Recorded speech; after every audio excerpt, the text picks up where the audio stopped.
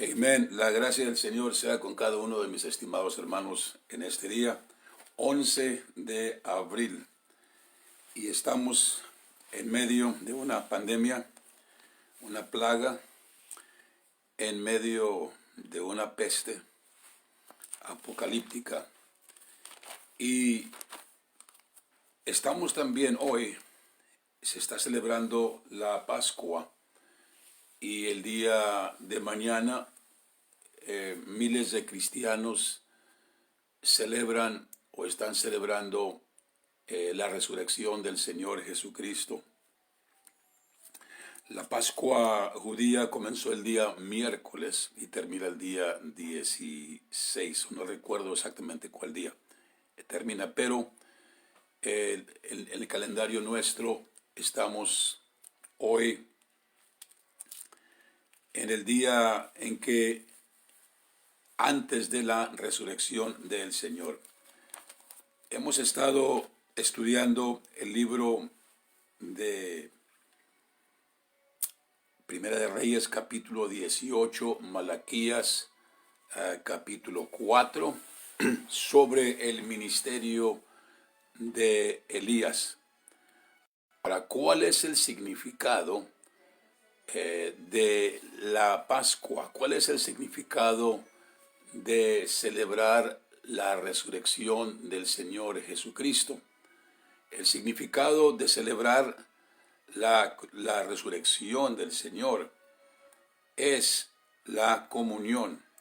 Eso es muy, muy importante, y yo lo que he tenido en mi corazón y en la mente es que la iglesia no podemos continuar como hemos estado ya por toda una vida, practicando ciertas cosas que no son agradables delante del Señor. Sin embargo, no hemos estado totalmente conscientes de ello, y es el Señor quien nos puede ayudar para hacer los cambios necesarios en nuestra vida, realmente cambios radicales. Y si hay algo que es difícil para el humano es cambiar. Entre más y peor, entre más viejo está alguien, más difícil es cambiar.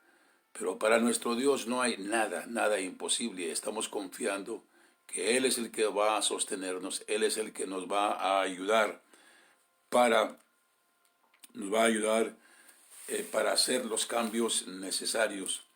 Bueno, hemos estado estudiando el ministerio de Elías, cómo aplica para el tiempo en que estamos viviendo, cómo aplica el ministerio de Elías a esta pandemia, a esta plaga. Y ya hemos establecido de que el Señor dijo que enviaría a Elías para traer restauración, para convertir el corazón de los padres a los hijos y el corazón de los hijos a los padres, o sea, un ministerio de reconciliación.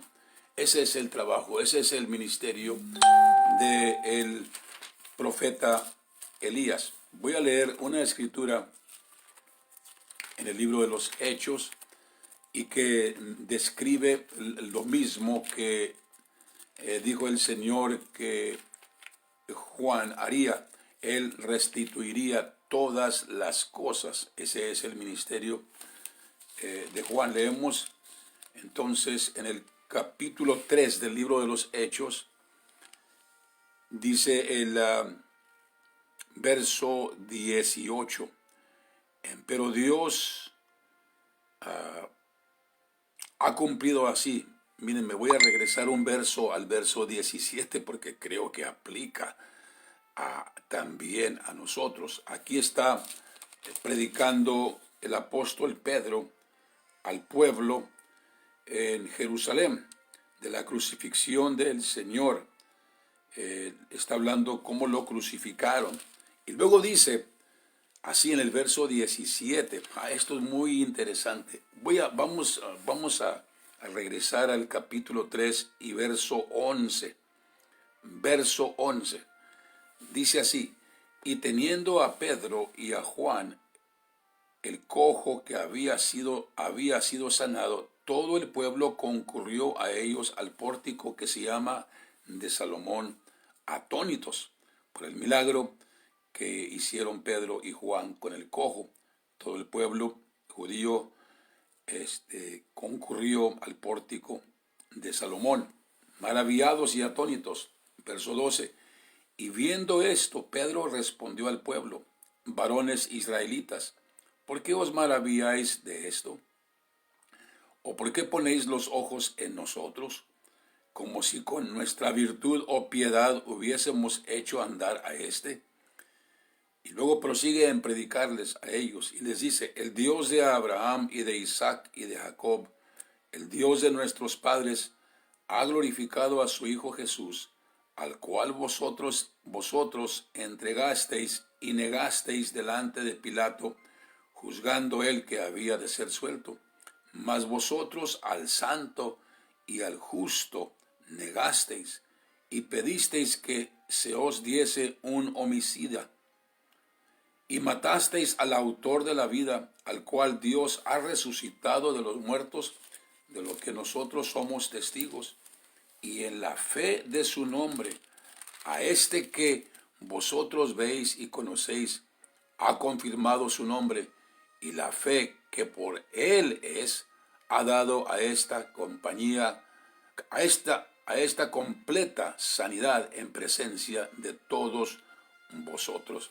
Aquí está el apóstol predicando y acusando al pueblo de que ellos han matado al autor de la vida.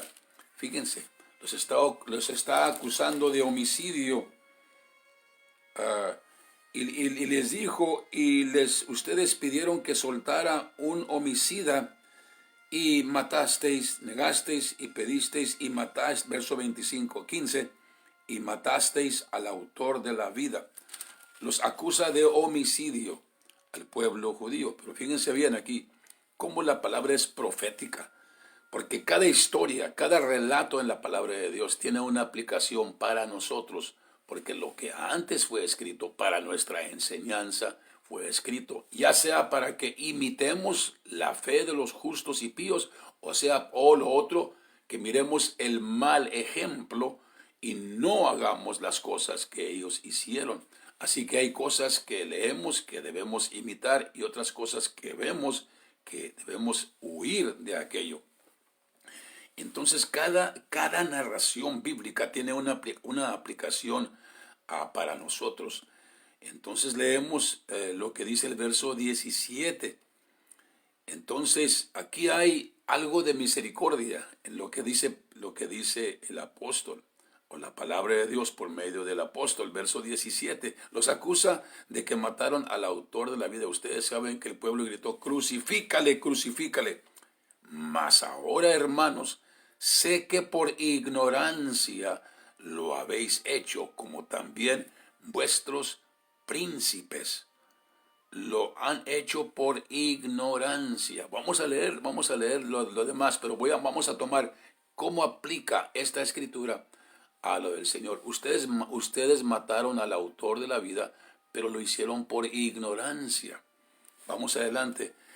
Pero Dios ha cumplido, verso 18, pero Dios ha cumplido así lo que había antes anunciado por boca de todos sus profetas, que su Cristo había de padecer. Así que arrepentíos y convertíos, para que sean borrados vuestros pecados, pues que vendrán los tiempos del refrigerio de la presencia del Señor, y enviará a Jesucristo, que os fue antes anunciado. Verso 21, al cual de cierto es menester que el cielo tenga hasta los tiempos de la restauración de todas las cosas. Creo que es el título de este mensaje: la restauración de todas las cosas. Ese es el título de este mensaje. Entonces tenemos aquí que arrepentidos, porque de cierto es menester que el cielo tenga al Señor. No va a venir hasta los tiempos de la restauración de todas las cosas que habló Dios por boca de sus santos profetas, que han sido desde el siglo. Entonces es lo mismo que hemos estado estudiando sobre Elías. Antes de que venga el Señor, vendrá Elías, y él que restituirá, restaurará todas las cosas, haciendo que restableciendo la oración en el pueblo de Dios y derrumbando la división, trayendo reconciliación. Ese es el ministerio del profeta Elías. Ahora, ¿cómo vamos a aplicar esto que acabamos de leer? Aquí leemos que viene un tiempo de restauración. ¿Y quién es el que va a traer esa restauración? Elías. Miramos aquí que el pueblo es acusado de homicidio. Y entonces, pero Pablo les dice, o Pedro, perdón, les dice, ustedes lo han hecho por ignorancia. Por ignorancia lo habéis hecho. Esa es una palabra de misericordia. Cuando a alguien se le dice, bueno, se te puede pasar, pero tienen que arrepentirse porque les manda enseguida, arrepiéntanse, convertíos, arrepentíos y convertíos, cambien para que sean borrados vuestros pecados. Lo habéis hecho por ignorancia, pero arrepiéntanse y conviértanse. O sea, tienen una oportunidad de arrepentirse de la muerte del Señor Jesucristo. Eso es lo que les está diciendo. Y cómo deben responder, arrepentíos y convertíos, para que sean borrados vuestros pecados, porque viene tiempo de refrigerio, es el tiempo de restauración. Es lo que ustedes deben hacer. Mi estimado hermano, hay una aplicación increíble, precisa para ti y para mí en este tiempo. Vamos a la primera de Corintios, capítulo 11. Primera de Corintios, capítulo 11. Entonces vamos y leamos el verso 17.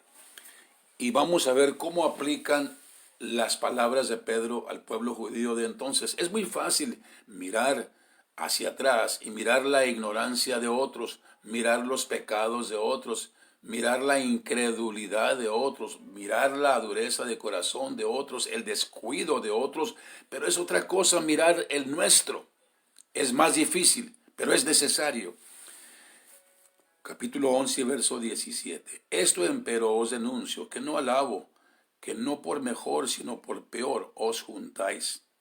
Porque lo primero, cuando os juntáis en la iglesia, oigo que hay entre vosotros disensiones, y en parte lo creo. Ese ha sido el mensaje de la iglesia de Corinto, disensiones. Porque preciso es que haya entre vosotros aún herejías, para que los que son probados se manifiesten entre vosotros.